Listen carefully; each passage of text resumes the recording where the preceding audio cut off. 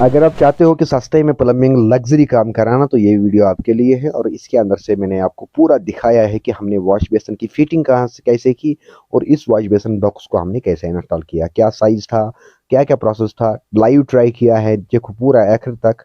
Wide video को क्या करना है कि शेयर करना है, आखिर तक देखना है, बाकी वीडियो के आखिर में मिलते हैं।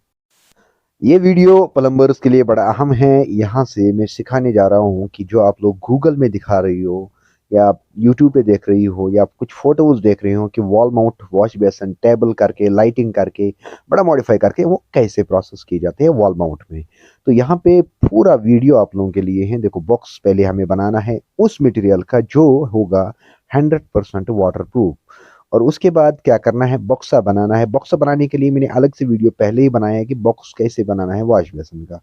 तो वो वीडियो की लिंक मैं कमेंट के अंदर डाल दूंगा और यहाँ पे आप लोगों को मैं बाकी डिटेल समझा रहा हूँ। देखो कोई भी एक कारपेंटर इसको आराम से बना सकता है ये बॉक्स, और अलग अलग साइज के हिसाब से, अलग अलग साइज के हिसाब से। यहाँ पे मेरे साथ पाजी है, मैं पाजी के साथ बात कर रहा था सरदार जी के साथ। तो टेक्निकली हम दोनों किसी एक चीज़ पे डिस्कस कर रहे थे। तो अब इसके लिए हमें क्या करना है कि पहले हमें लाना है, चाहे ईंटें हो, लकड़ी हो या कोई भी चीज़, बैलेंस रखने के लिए इंस्टॉल करने का तरीका। बैलेंस रखा, उसके बाद हमें क्या करना है कि लेवल लाना है। इसको अच्छी से लेवल करके मेजरमेंट करके समझना है।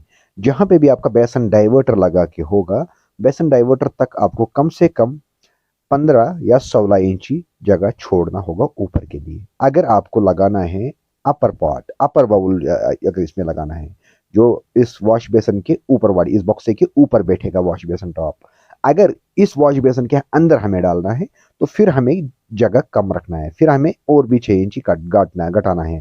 फिर आपको डाइवर्टर अगर लगा के हैं तो फिर आपको टोटल 10 इंची ऊपर की साइड रखना होगा। याद रखिएगा ये चीज़। तो अब पहले हम क्या कर रहे हैं कि इसको प्रॉपर लेवल हम करेंगे, अच्छी से लेवल करके हम इस चीज़ को समझेंगे। लेवल करना है, मेजरमेंट करना है, इसका ध्यान रखना है। टोटल आपको जो अपर पार्ट, अपर टॉप जो आप लोग लगाओगे, टेबल टेबल टॉप जो ऊपर रहेगा इसके ऊपर, वहां तक हमें 33 से लेकर के 34 इंची टोटल हाइट जानी चाहिए। बेसन डाइवर्टर की हाइट हमें टोटल 42 इंची रखना है तैयार होके टाइल से। तो उसके बाद इसकी हाइट जो है ना टेबल टॉप की, वो हमें 34 एनफ, सबसे ज्यादा जब हम रखेंगे ना ऊंचा, 34 से ज्यादा हमें नहीं रखना है। देखो यहाँ पे पहले हमने क्या किया कि इसको मार्क किया। मार्क हमने इसलिए किया कि दीवार के अंदर हमने बोतल ट्रैप रखा है। बोतल ट्रैप मुख्तलिफ साइजों के हिसाब से रखा जाता है। अगर बोतल ट्रैप हमें विजिबल रखना है तो उसके लिए अलग साइज है। अगर हमें इनविजिबल रखना है यानी कि बॉक्स के अंदर से पाइप डालना है तो तब हमें उसी हिसाब से रखना है। ये डिपेंड करता है फिटिंग के टाइम पे। अब इसके बाद मैंने उसको नापा, मार्क करूंगा।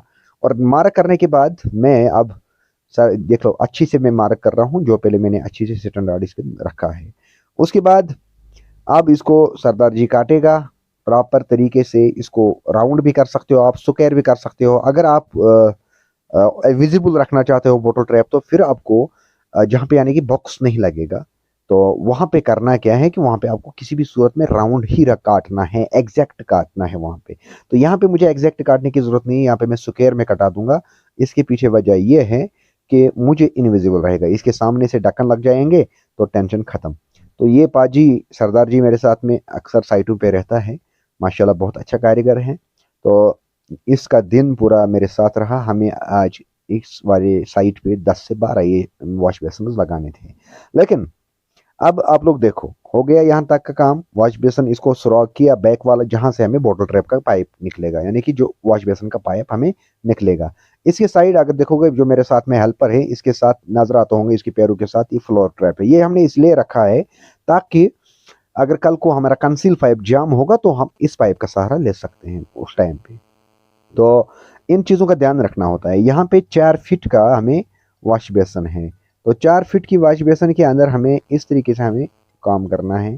तो अब मैं यहाँ पे क्या नाप रहा हूँ, ये नल का जो इधर है यहाँ पे क्या नाप रहा हूँ मैं, यहाँ पे मैं नाप रहा हूँ कि पाइप लाइन कहाँ से है मेरी। देखो पाइप लाइन आपको इंडिकेशन रखनी है। यहाँ पे जो आप लोग पॉइंट देख रहे हो ना, वॉल माउंट कमोड के इस साइड, ये मेरा ठंडा पानी है और इसके ऊपर से मुझे गर्म पानी की लाइन जा रही है।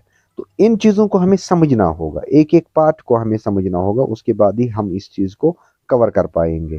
अदरवाइज सुराग हो जाएगा, आप लोग परेशान हो सकते हो। इसके ऊपर वाली साइड में ना ठंडा पानी जा रही है, गर्म पानी जा रही है, सॉरी। तो देखो अब मैं ड्रिल कर रहा हूँ यहाँ पे, इसको सुरागस कर रहा हूँ। अब सुरागस के बाद हम दो तरीके के बोल्ट हमारे पास आते हैं, या हमें सीधा गिजर बोल्ट लगाना होगा, या हमें फास्टनर बोल्ट का इस्तेमाल करना होगा इसको हैंग करने के लिए। तो अगर आपके पास अच्छा टाइम है तो आप फास्टनर बोल्ट का इस्तेमाल कर सकते हो। अगर टाइम ज़्यादा नहीं है और आप चाहते हो कि जल्दी काम ख़त्म करें, तो फिर आपको गीजर बोल्ट उसका सहारा लेना होगा, चाहे 10 mm का ले लो या 12 mm का ले लो। और लेकिन उसके साथ आपको करना क्या है कि आप लोग देखोगे इस वीडियो के अंदर चाइनीज कील मैंने इसको अंदर ठोका। तो चाइनीज कील का काम अलग है। चाइनीज कील ठोकने के बाद मैंने इसको उससे क्या होता है कि गीजर बोल्ट जो है वो अंदर से फुल जाता है, खुल जाता है अच्छी से। तो वो एक बेनिफिट है कि ताकि मेरा ये टाइट प्रॉपर होगा और छिटनगत भी इसकी सही रहती है। लेकिन सुरागस करना इसमें मुश्किल था थोड़ा। तो सुरागस करना मुश्किल इसलिए नहीं लगेगा अगर आप लोग काम करना चाहोगे अच्छी से, तो ताकि आपको इंडिकेशन पहले रखना है फिटिंग के पहले ही, तब जाके आपको परेशान नहीं होना है। आप लोग देखो मैं यहाँ पे हंस रहा हूँ काम करते करते, बिल्कुल मस्ती में काम कर रहा हूँ। आप लोग देखो, आप लोगों को भी ऐसे ही मस्ती वाली काम अगर करना है ना, तो पहले आपको ड्राइंग करने के टाइम पे समझना है। देखो ड्राइंग तीन तरीके का आता है। अगर आपके पास न्यूमेटिक है तो आप फ्लोर या रूफ के अंदर से, यानी कि सीलिंग के अंदर से ले सकते हो न्यूमेटिक काम में। अगर आपके पास मैनुअल है तो आपको दीवार के अंदर से पाइपें मुड़ाना ही मुड़ाना है। तो उस सूरत में हमें बहुत चीज़ों का ख्याल रखना पड़ता है उस टाइम पे। जब आप फिटिंग करते हो ना, उसी टाइम पे आपको ये समझना है कि मुझे कल इसके अंदर बॉक्स भी इंस्टॉल करना है। तो बॉक्स इंस्टॉल करने के टाइम पे आपको पाइपों का इंडिकेशन होनी चाहिए, क्योंकि टाइल लगा के है, बाकी चीज़ें करके हैं। तो यहाँ पे देखो, अब इसको मैं जब पूरी तरह से तैयार कर रहा हूँ, देखो इसके बाद मैं ट्राई करके भी दे दूंगा। आप लोग देखो कि काम कैसे की जाते हैं। यहाँ पे मैं अभी इसको टाइट कर रहा हूँ गीजर बोल्ट्स को। और गीजर बोल्ट लगाने के टाइम पे आपको क्या करना है कि अगर गीजर बोल्ट्स की 10 थ्रेड्स है, यानी कि चूड़ियाँ 10 हैं, तो 10 चूड़ी में से आपको क्या करना है कि सिर्फ एक या दो चूड़ी बाहर रखना है, बाकी बोल्ट जितना उस पर चढ़ेगा, ताकि टाइट करने के टाइम पे हमारा गीजर बोल्ट ज़्यादा बाहर नहीं आएगा। तो उससे क्या होता है कि टाइट प्रॉपर हो जाता है। कुछ ट्रिक्स होते हैं इसमें। तो फुल वीडियो मैंने इसका अपने दूसरे पेज पे डाला है, किफ़ायत जाफरी पे, वहाँ पे आप देख सकते हो। उसमें मैंने कोई एडिटिंग नहीं, कुछ भी नहीं, वहाँ पे मैंने नॉर्मली डाला है। 18 मिनट का वीडियो है वहाँ पे। यहाँ पे मुझे थोड़ा फास्ट स्पीड डालनी पड़ी आप लोगों के लिए, क्योंकि टाइम बचाना है। तो अब मैं इसको देखो 4 से 5 बोल्ट्स मैंने इसको लगाया, 5 बोल्ट्स पे मैंने इसको टोटली हैंग करके रखा। देखो अब उस वाले साइड से मैं उस्ताद जी को कह रहा हूँ कि इधर भी लगा दूँ या नहीं, बोला एक लगा दो। अब मैं इधर लगा रहा हूँ, देखो। तो इंडिकेशन रखना बहुत ही ज़रूरी है, ठीक है। अब देखो यहाँ पे मैं अब उससे पूछता हूँ कि गीजर वोल्टेज की कहानी कैसे क्या करना है। जैसे मैंने कहा कि थ्रेड कम रखना है। और ख़ास बात मैं यहाँ पे एक चीज़ कहूँगा आप लोगों को कि करना क्या है कि जब भी आप लोग इस तरीके की बॉक्स इंस्टॉल करोगे किसी एक जगह पे, तो वॉशल के बगैर कभी भी गलती से वॉशल के बगैर नहीं डालना। वॉशल एक होता है, एक साथ में होते हैं कंपलसरी वॉशल जो होती है इसके साथ में इंक्लूडेड गीजर बोल्ट के साथ, उसको अवॉइड कर लो। अलग से वॉशल मंगा दो, अलग से चैनीज कील डाल। देखो अब वो इस्तेमाल करो। अब मैं यहाँ पे क्या कर रहा हूँ कि इसको टेस्ट कर रहा हूँ। इसकी जो हमने डक रखे थे नीचे, जिसपे हमने इसको बैलेंस किया था, अब हम उसको निकाल रहे हैं। अब जाके अब इसको लाइव ट्राई हो जाएगी। लाइव ट्राई आप लोग देखो कैसे होगा। देखो हम इस पे चढ़ जाएंगे। देखो देखो मेरा बंदा इस पे चढ़ा, कोई फर्क नहीं हुआ ना, नहीं गिरा, कुछ भी नहीं होगा इसका। और इस बंदे का वेट है 65 kg, 65 kg याद रखो।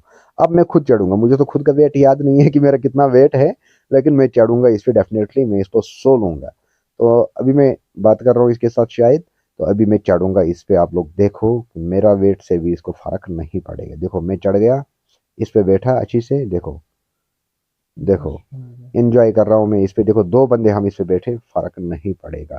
तो फर्क इसलिए नहीं पड़ेगा क्योंकि हमने इसको हॉरिजॉन्टल शेप में और वर्टिकल शेप में